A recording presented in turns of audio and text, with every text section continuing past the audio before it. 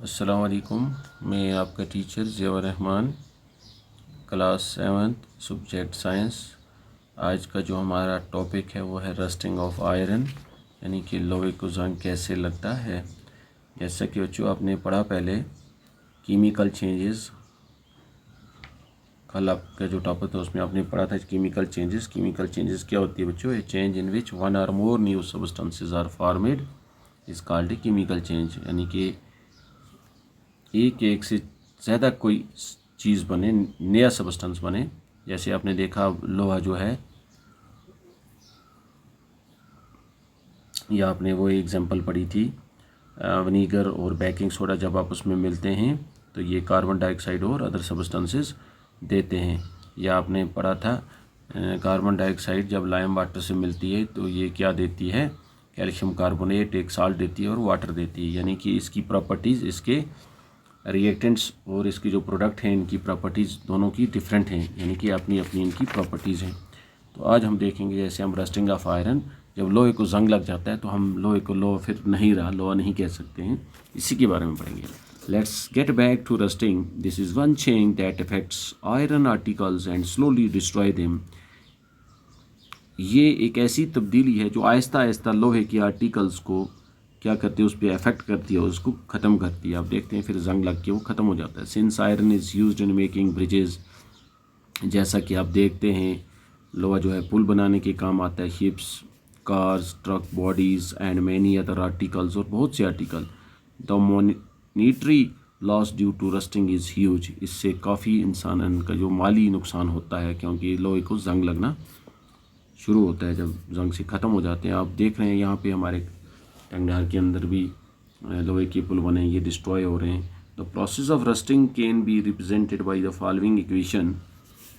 यह iron Fe इसका formula है, फिर एक प्लस ऑक्सीजन O2 इसका फार्मूला है जो हवा से आती है from air, plus water H2O। ये हवा में भी वाटर वेपर्स होते हैं और हमारे यहाँ पे भी है, पानी ज़मीन पे है। जब ये दो तीन चीज़ें मिलती हैं तो ये क्या बन जाती हैं? Rust iron oxide Fe2O3। यानी अब ये नया प्रोडक्ट, अब ये आयरन नहीं रहा, ये फिर एक ऑक्साइड बन गया। तो ये अब ये जो है जंग है। For rusting the presence of both oxygen and water is essential, यानी कि जंग लगने के लिए हमें पानी और हवा की ज़रूरत है। अगर ये नहीं होगी, इसलिए क्या होता है, लोहे की चीज़ों को पेंट किया जाता है, या आप गाड़ियों को देखते हैं ग्रीस लगाते हैं ताकि वो उनके अंदर फ्रिक्शन पैदा ना हो और उससे वो ख़त्म ना हो जाए।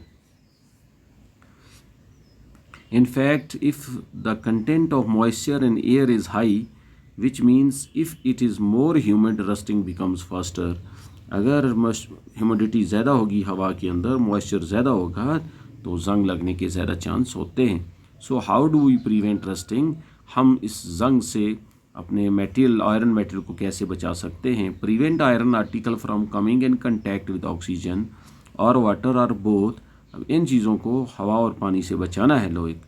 One simple way is to apply a coat of paint और Greece.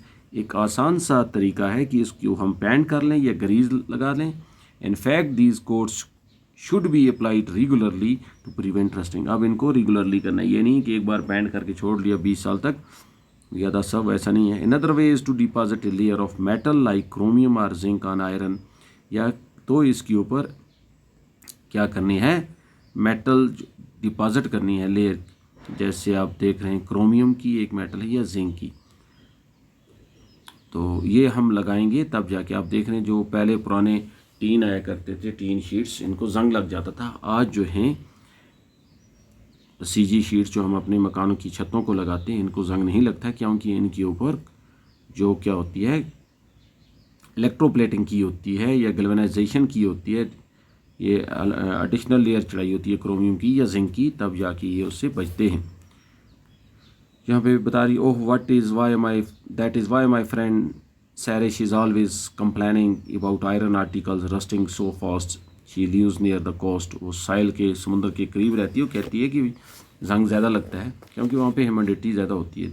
This process of depositing A layer of zinc on iron is called galvanisation. ये प्रोसेस, यानी जिसमें हम जिंक की एक लेयर को लोहे के ऊपर चढ़ाते हैं, उसको गैल्वेनाइजेशन कहते हैं।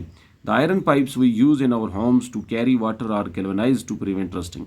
ये जो लोहे के पाइप हम घरों में इस्तेमाल करते हैं, इनके ऊपर भी जिंक जो है चढ़ाई होती है, दूसरी metal. You know that ships are made of iron. आप जानते हो कि समुद्री जहाज़ जो हैं वो भी लोहे के बने होते हैं। And A part of them remains under water, और इनका अक्सर ऐसा जो है नीचे वाला वो पानी में रहता है। On the part above water also water drops keeping clinking to the ship's outer surface. अब पानी के कतरे जब पानी में रहते हैं तो पानी लगेगा। Moreover the water of the sea contains many salts. अब क्या होता है कि समुद्र के पानी में साल्ट्स हैं। The salt water makes the process of rusting formation faster. इससे रस्टिंग ज़्यादा होती है क्योंकि केमिकल रिएक्शन होती है। अब देख रहे हैं अगर आप टीन के डब्बे में आप नमक डाल लो, कुछ टाइम के बाद वो क्या होगा, डब्बा ख़त्म हो जाएगा, क्योंकि वहाँ पे क्या बन गया, यहाँ पे आयरन और साल्ट दो चीज़ें थी, एक आयरन ऑक्साइड बन जाएगा तो ये जंग लगना उसको शुरू हो जाता है और ख़त्म हो जाता है। देयरफॉर शिप्स, इसलिए घर में क्या होता है साल्ट वगैरह जो हैं वो कांच के डब्बे में रखते हैं लोग। Therefore ships suffer a lot of damage from rusting in spite of being painted. इसलिए ये क्या होता है, पेंट करने के बावजूद भी ये पानी में जो जहाज़ होते हैं इनको जंग लगता है। So much that a fraction of ships iron has to be replaced every year. इसलिए इनको रिप्लेस करना पड़ता है। Can you imagine the monetary loss to the world. अब आप अंदाज़ा लगा सकते हैं कि कितना नुकसान वाली हो सकता है। Stainless steel is made by mixing iron with carbon and metal like chromium. जैसे आप कहते हैं ना घर में स्टेनलेस स्टील के बर्तन इस्तेमाल करते हैं, उसमें क्या होता है, आयरन मिक्स होता है with carbon and metal like chromium, निकल एंड मैग्नीज। ये दो तीन किस्म की मेटल इसके साथ लोहे के साथ मिला के हमारा स्टेनलेस स्टील, इसलिए इसको स्टेनलेस इसलिए कहते हैं क्योंकि इसको दाग नहीं लगता। इट डज़ नॉट रस्ट, ना इसको जंग लगता है। तो ये हो गया बच्चों आज का हमारा रस्टिंग ऑफ आयरन। उम्मीद है कि आपने अंडरस्टैंड किया होगा। बाकी वस्सलाम।